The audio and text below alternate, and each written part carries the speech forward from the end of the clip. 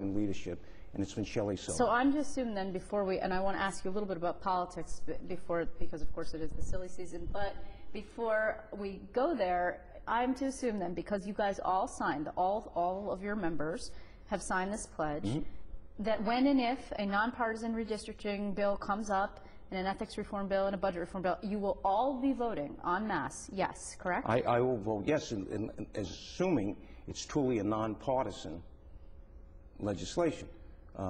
David Valesky has a bill that would have roughly 8 out of the 10 members be appointed by Democrats. That's not nonpartisan. If you have a situation where, for example, each leader appointed a person to that commission, then you would have a nonpartisan commission. But it truly has to be nonpartisan. Let me switch tacks on you here, because I think that you've made it clear it's unlikely that anything's going to get done, and so I don't know. I might have exhausted my questions about the extraordinary session for today. Regarding politics, you know, there's a poll out that came out just today that shows the momentum on the side of Carl Palladino. You have endorsed Rick Lazio. How concerned are you about Rick Lazio's ability to win this race? Well, I think that you know, he has a tough go of it. Carl Palladino has come on very strong. Now, let me think, though, Rick will win the primary. Some of your members are actually interested in running on Carl Palladino's taxpayer line. That seems to be a bit of a snub to Mr. Lazio. Well, I think a number of the challengers are doing it, and this is a decision that each member has to make on what's in their best interest. And that you do not see that as a snub to either, I mean, even the State Conservative Party, which has always been an ally, I don't think that Mike Long, the chairman, is that thrilled that there's a possibility that there would be another minor party line that would be in the general election siphoning away votes from Rick Lazio, who's on the conservative line, assuming he wins his primary. Well, this is Carl Palladino being on the line or not is his decision. And nobody can tell him what to do. He's going to do exactly what he wants to do. In terms of individual members who are looking to be on that line, that's their own decision as to whether they want if they want to run on an independent line also. Would you? No. I know that you know, there may be some that do it, some may not. And so you're basically saying your members are free if they would like to run on this line, that they could do that. Absolutely. And do you think that you could support Carl Palladino if he wins the primary? If he's the Republican nominee, I would support him. And you're not concerned about this issue. The real problem is the money discrepancy, obviously. I mean, Rick Lazio has less than $700,000 on hand. Have you spoken to him about his fundraising?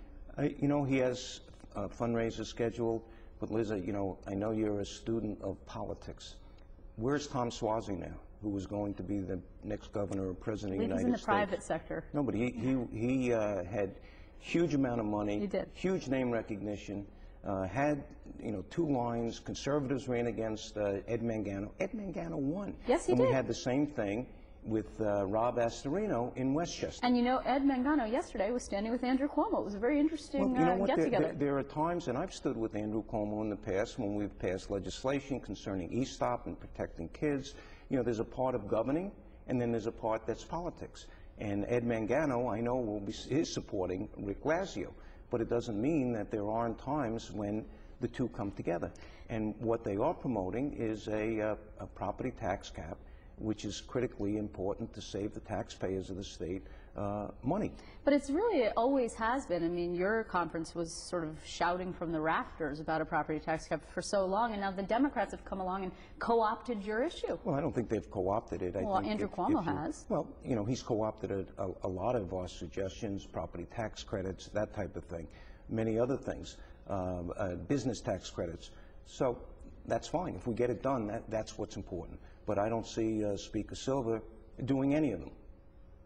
You don't think that Speaker Silver's interested in supporting the tax cap? No, and I don't believe that the Democratic Conference truly will hold out to get the property tax cap or the state spending cap done. Well, of course, we'll be seeing what happens today and tomorrow, and will we be seeing you next week, do you think? I believe we're going to be back on Tuesday, Liz. Next Tuesday? Yep. And how long do you think this is going to take, this whole budget situation? Oh, today? Yeah, sure, today. I think it'll be very quick, probably shorter than any of your commercials. Really? We could actually wager, because the shortest one from the Senate coup was like gavel in, gavel out, 2 minutes. And that's unfortunate. It's costing taxpayer dollars. The bottom line is people of the state want a budget done, and it's been negotiated behind closed doors, as I've said. Get it done, move on. govern, and politics starts after Labor Day. Well, we will leave it there. Thanks very much. Thanks. Senate Minority Leader Dean Skelos.